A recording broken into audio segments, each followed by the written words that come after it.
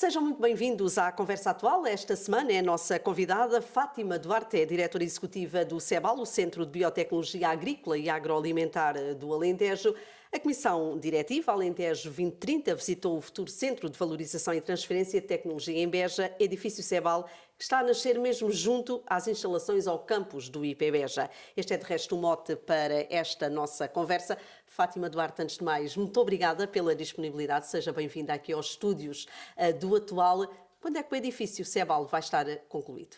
Bom, em primeiro lugar, agradecer o convite que me foi dirigido. É um prazer estar aqui convosco e partilhar, obviamente, um assunto que me é tão especial, que é falar das futuras instalações do CEBAL. As nossas previsões e o nosso trabalho está a conduzir-nos para a data de julho de 2025, portanto, já estamos aqui numa reta em que já vemos o fim, ou já começamos a ver o início desse fim, e, portanto, digamos que está muito próximo já de acontecer. Mas, neste momento, qual é o ponto de situação da obra? A obra, portanto, o projeto em si acaba por ter, é um projeto que tem, do ponto de vista de especialidades, várias áreas que são mais complexas do que aquilo que costuma ser uma construção dita habitual.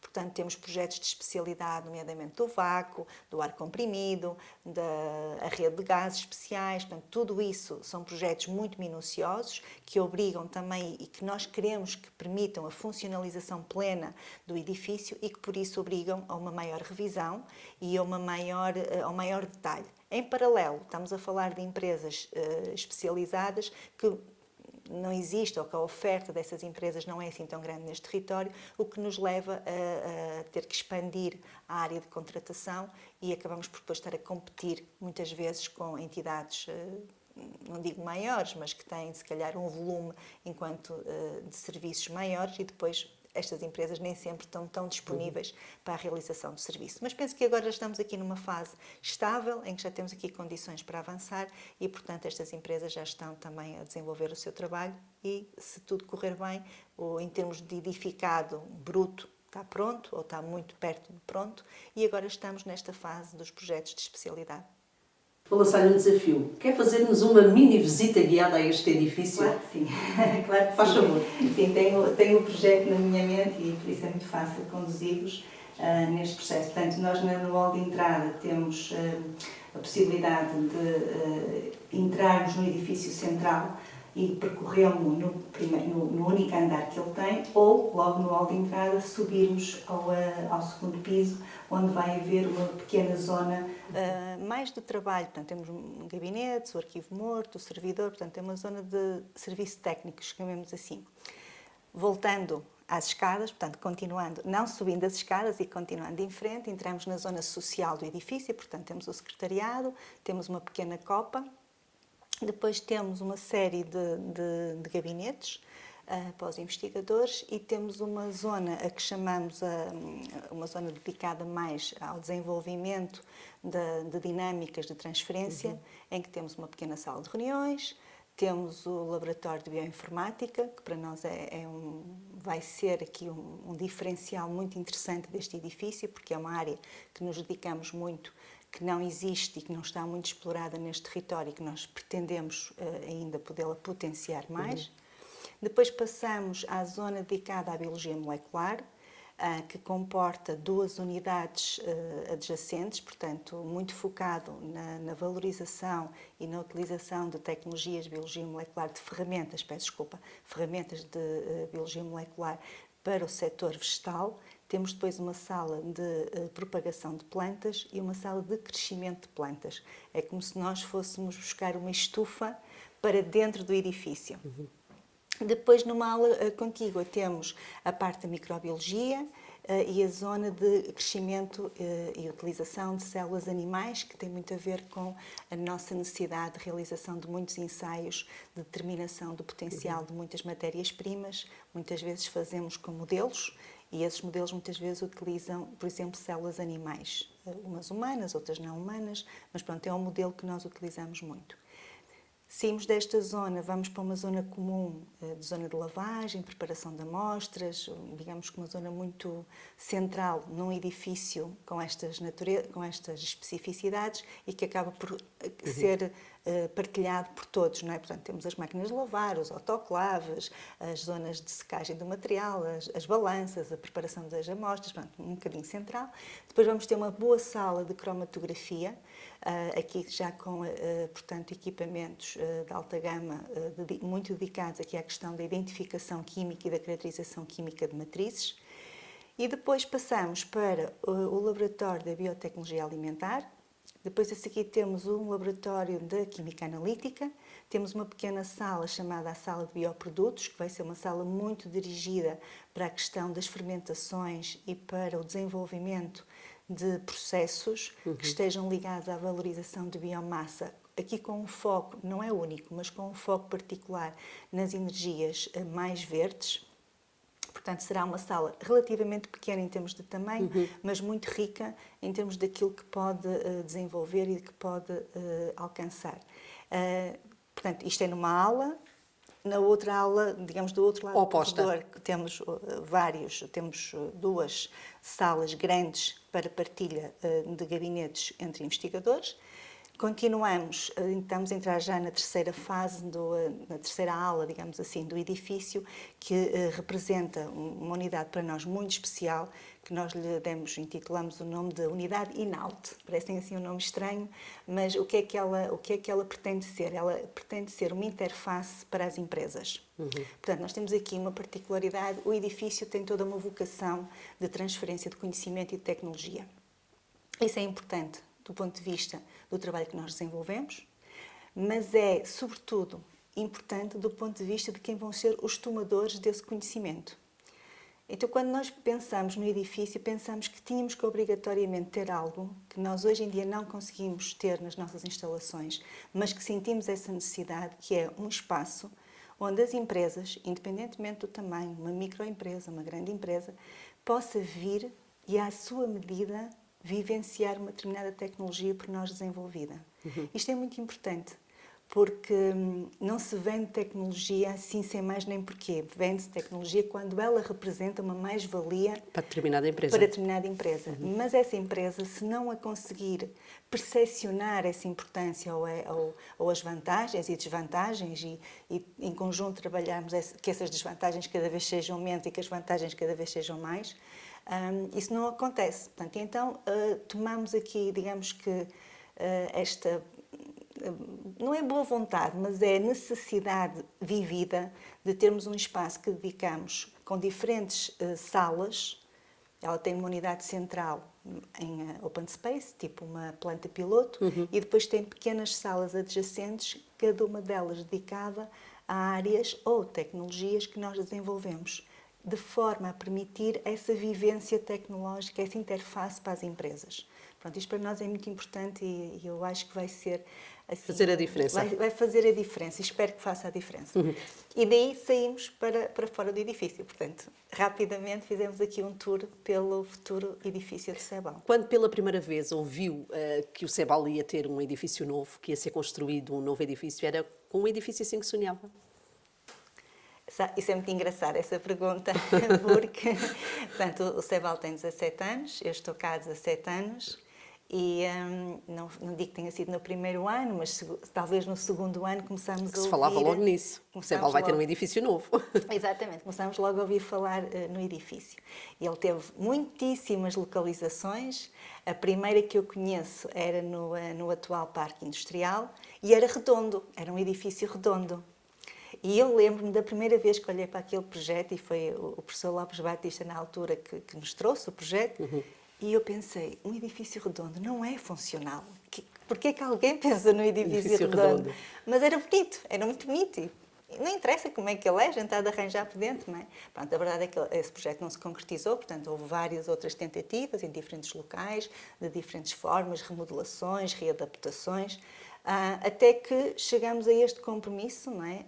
Naquele local, que se me perguntam, eu acho que o local é muito interessante. O facto de estar ali próximo do IPBES é uma mais-valia? Sim, eu vejo isso como uma clara mais-valia, porque podemos criar ali um campus de saber. Estamos muito próximos, ou seja, a nossa intenção é que o IPBEJA tenha acesso, continue a ter acesso aos nossos laboratórios, os seus alunos, nós vice-versa, ou seja, que haja um reforço desta possibilidade de cooperação. E não é pelo facto de termos uma estrada ao meio, quer dizer, isso não é nada, não é? Facilmente os alunos passam, os investigadores passam. Portanto, eu acho que isso é muito importante. E depois também a possibilidade, obviamente, de partilha até de infraestruturas comuns. Sei lá, por exemplo, estamos a falar de uma biblioteca que o Politécnico tem, belíssimas bibliotecas e que nós não vamos ter no nosso edifício, uma cantina que nós não vamos ter no nosso edifício e que provavelmente os nossos alunos, investigadores poderão continuar a utilizar. Portanto, eu acho que isto é sem dúvida uma mais-valia e é um reforço de infraestruturas que estão dedicadas à ciência. Portanto, eu gosto da localização. Sim. Em relação ao edifício, corresponde às expectativas? Corresponde às expectativas, porque nós, investigadores, fomos muito envolvidos no processo. Portanto, eu acho que isto também é muito importante. Portanto, a atual construção é da responsabilidade e o dono de obra é a Câmara Municipal de Beja. Mas houve aqui sempre uma profunda articulação com aquilo que eram as necessidades dos investigadores, as necessidades daquilo que seriam os futuros laboratórios, e eu penso que, acima de tudo, a arquitetura obviamente que é importante, não é? Nós gostamos de olhar para uma coisa que nos faz... que é bonito. Que é bonito, lógico. E eu acho que é bonito, portanto também se calhar... Mas tem que ser funcional. Mas tem que ser muito funcional. E eu acho que o edifício é muito prático, é muito funcional, é muito... tem linhas muito direitas, acho que não há muito que enganar no sentido da beleza, na simplicidade dele. Sim. Vai ser um bom aliciante para trazer ainda mais investigadores para Beja? Vai ser um bom aliciante porque, neste momento, o CEBAL, portanto, dentro da sua equipa, nós somos aproximadamente 43 investigadores neste momento a trabalhar no CEBAL, e o que nós notamos e sentimos é que nós estamos na nossa capacidade máxima. Nós não conseguimos, quer dizer, podemos aumentar 2, 3, 5, mas nós não conseguimos aumentar 20 ou 30, não é? E eu acho que o tamanho funcional do CEBAL ainda não foi atingido. Portanto, nós devíamos de conseguir potenciar a equipa atual, se calhar devíamos de dobrar a equipa atual. Portanto, então ter aqui um centro com uma equipa já interessante, pronto, competitiva. Entre 80 a 90 investigadores? Entre 80 a 90 investigadores, eu acho que devia ser aqui o foco que devia de ser, portanto, objetivo para o CEBAL.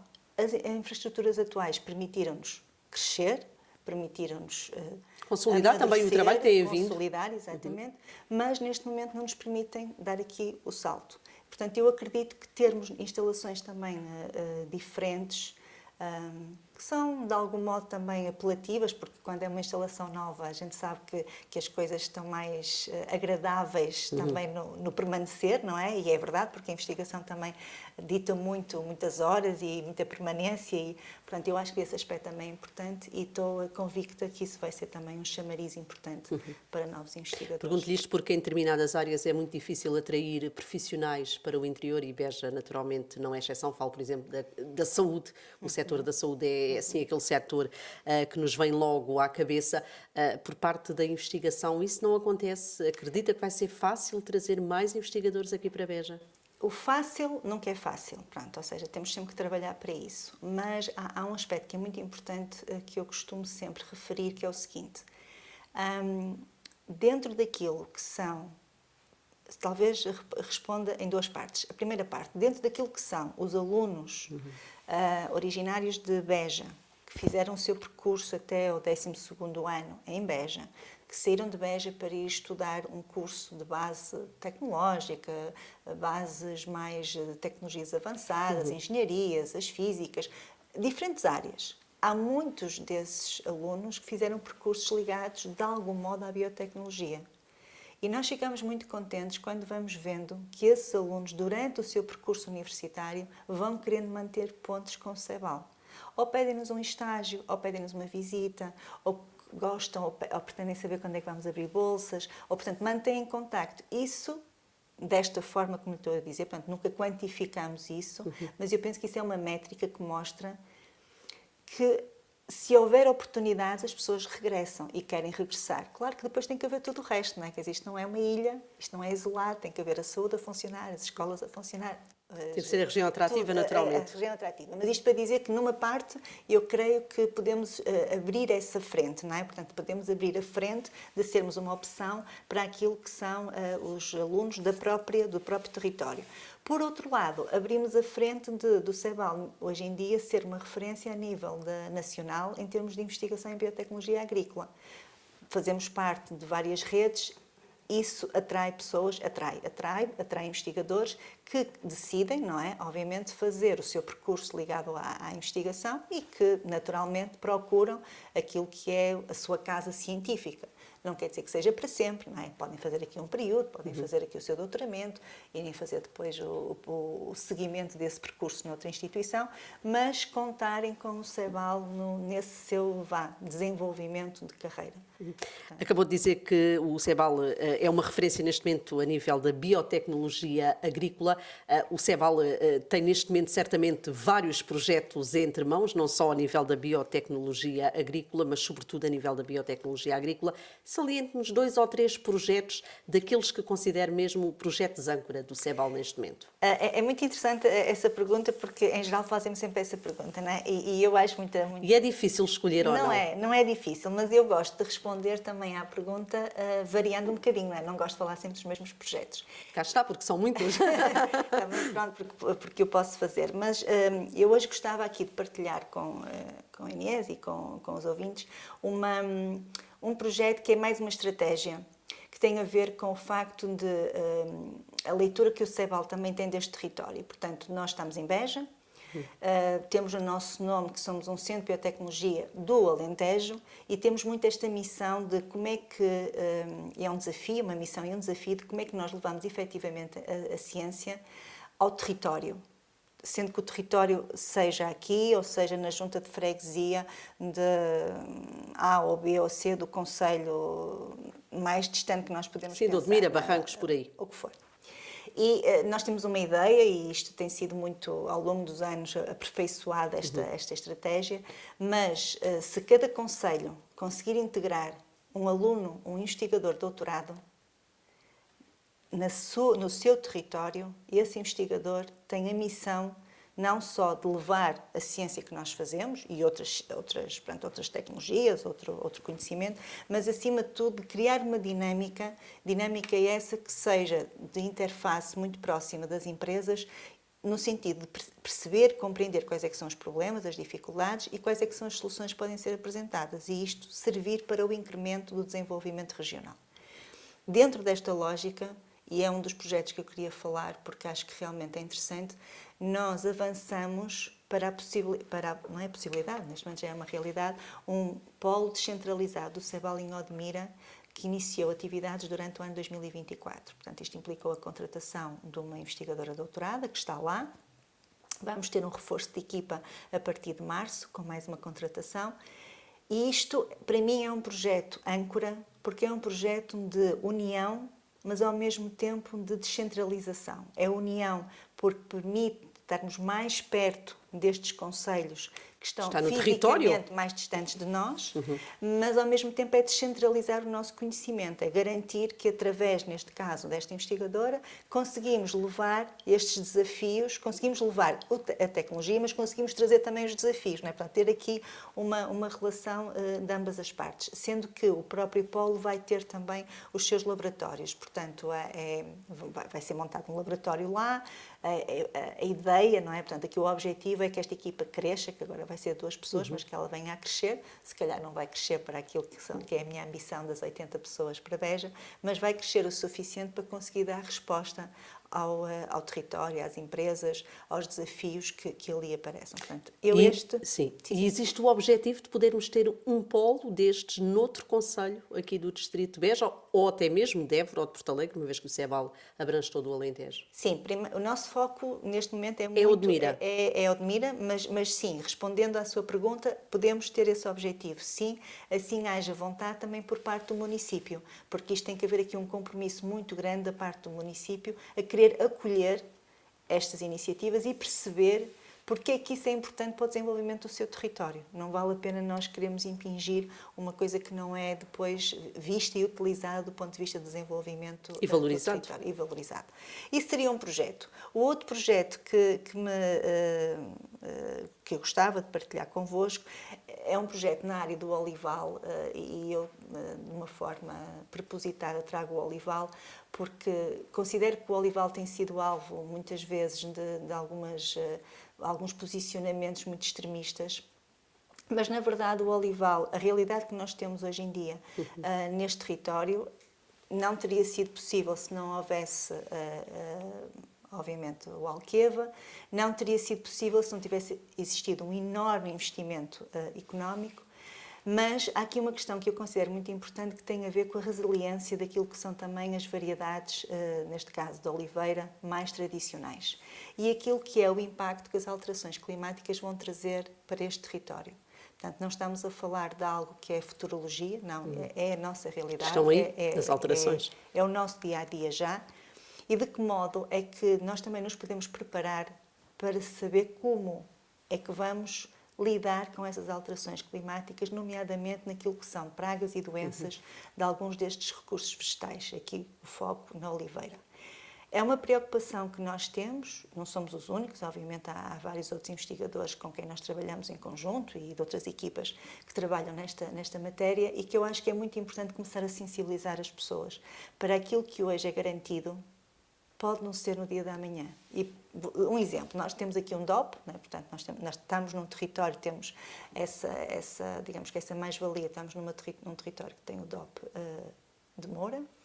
Nós podemos ter aqui condições, podemos não ter as devidas condições para uma das variedades que faz parte do DOP, 2 para amanhã ser produzida e o DOP, por e simplesmente, naquelas condições, naquele caderno, digamos que de responsabilidades e encargos, desaparecer.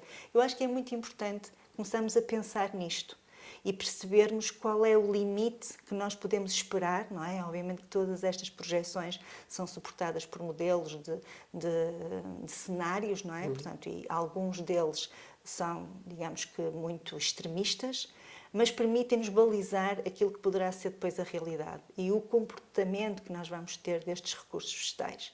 Eu acho que isto é muito importante, nós irmos falando sobre este assunto, é um trabalho que nós estamos a fazer muito alargado em termos de variedades tradicionais, aqui numa busca incessante de encontrar essas variedades e exige-nos muito contacto com produtores e com as associações, não só neste território daqui do Baixo Alentejo, mas o Alentejo no seu todo, portanto Évora, Porto Alegre, temos aqui uma rede de contactos bastante alargada, no sentido de também percebermos qual é que é a realidade produtiva dessas variedades, mas principalmente qual é o comportamento do ponto de vista químico que essas variedades podem ter à suscetibilidade de pragas. Portanto, é um projeto um bocadinho diferente talvez, mas que penso que pode despertar o interesse e a sensibilidade para os ouvintes. Fátima Duarte, de forma telegráfica, porque o nosso tempo já foi ultrapassado, disse há pouco que o edifício deverá estar concluído em julho deste ano, 2025. A inauguração do edifício vai certamente ser o ponto alto do CEBAL neste ano, digo eu, sim, mas ainda assim, qual é o principal desafio para o CEBAL em 2025?